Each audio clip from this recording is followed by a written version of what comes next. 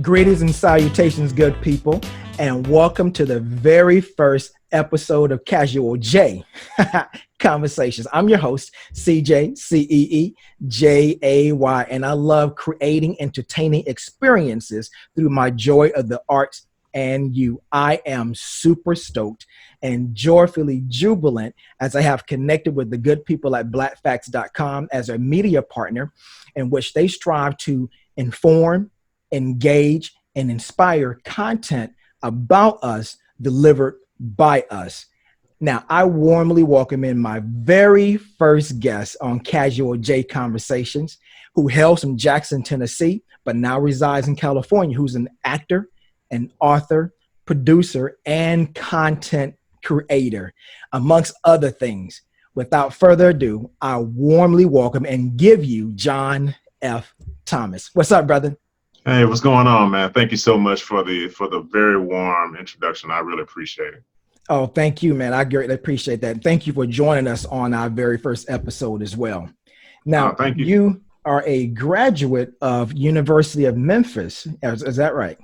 Yes. I graduated in 2011, and yeah, it was an amazing experience. Met some wonderful people there. I love the South. Good cooking. All that good stuff. Of course. Raised me to be the man that I am today. So yeah, can't complain, man. Got my degree in audio engineering, actually. Now, tell me about that. Actually, I was going to expound on that. You did not start out with audio engineering. Is that correct? Tell me a little bit more about that.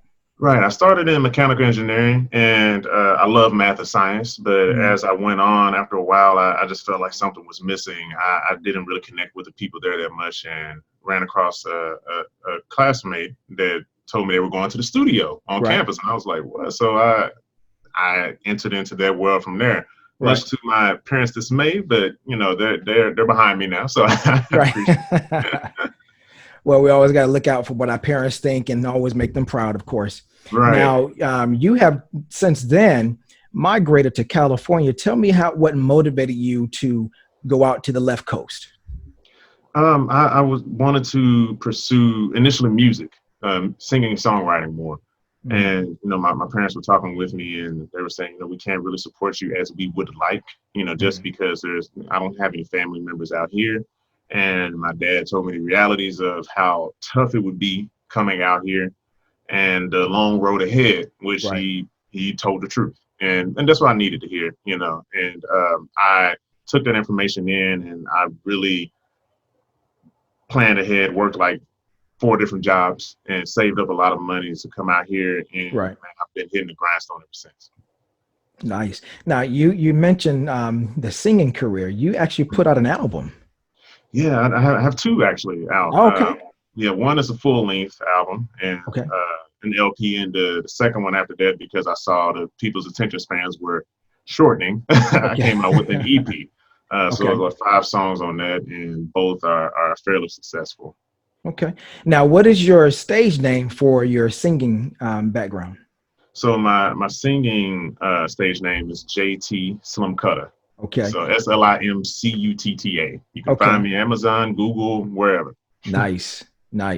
Now, when you initially got to California, just so people know, when John and I connected on the phone, we talked for about an hour. We had a lot of things in common, and just really connected in a really positive vibe and way. Now, when you got to California initially, you was in voiceover as a voiceover artist, right? Right. Yeah, I went to school at UCLA Extension. I took an extension class there, actually. And because I wanted to just really get an understanding of what it took to be a voiceover. Because a lot of people say, "Ooh, I can do that. I can do that voice." And I was kind of the same, but I was like, there's more to it than that. And I'm glad I did that. And I made some amazing connections from there. Made me a much better voiceover artist and actor person all around. Now, speaking on actor, let's expound on that, because you started with voiceover first, but then that kind of just migrated into the acting world, right? Yeah. I mean, I did a little acting when I was in like high school, late high school, and a little bit in college. And I was going to look into doing that soon, but I wanted to do voiceover first. I didn't want to just dive into acting too soon. Gotcha. But as I was talking with an agent, and she saw that I had acting experience, she was like, "Why not just do acting?" So I was like, "All right, let me just dive in and just try to get what all that God has for me." So Exactly. I mean, and they both go hand in hand. I They can't do. do a voice without really believing that I'm this person and actually seeing myself in this room and situation and et cetera, et cetera. Exactly. That's Right. awesome. That's awesome. So now you're currently acting as well. Yes, yes. Okay. Acting career has been doing well. I've been in a lot of different films, short films. Just got finished doing 2 spec commercials. And the Okay. beautiful thing now is that I've networked with people and I've done so well with other projects that they see how well I've done and they want to work with me again. So now sometimes I just get a call like, "Hey, are you free to act in Yes. this project?" So I'm Right. very thankful for that. Yeah, that's one of the best things about Right. booking a job is Mhm. not going through an audition process, but actually Right. getting directly booked. It's a really, really Right. good feeling because Oh they yeah. trust what you have done in the past, or word of mouth, or whatever the case may be, and Right. and so you don't have to go through that arduous process of going to the audition, preparing for the audition, and things of that nature. They trust what Right. you're going to do and what your talents bring to the project. Hmm. Now, you mentioned short film, and I want people to know that this is just part one. We want to kind of give you a little teaser and what we're actually going to thrust into with part two. Hmm. So, to wrap up this interview, you mentioned a short film. Now, you actually created and produced and directed a Black short film, and the background is actually in behind you right now. Yes, Yes. so just a bit of a teaser. Tell the viewers of what your short film is all about. Basically, it's post-apocalyptic, almost where the machines have risen and almost are taking over the world.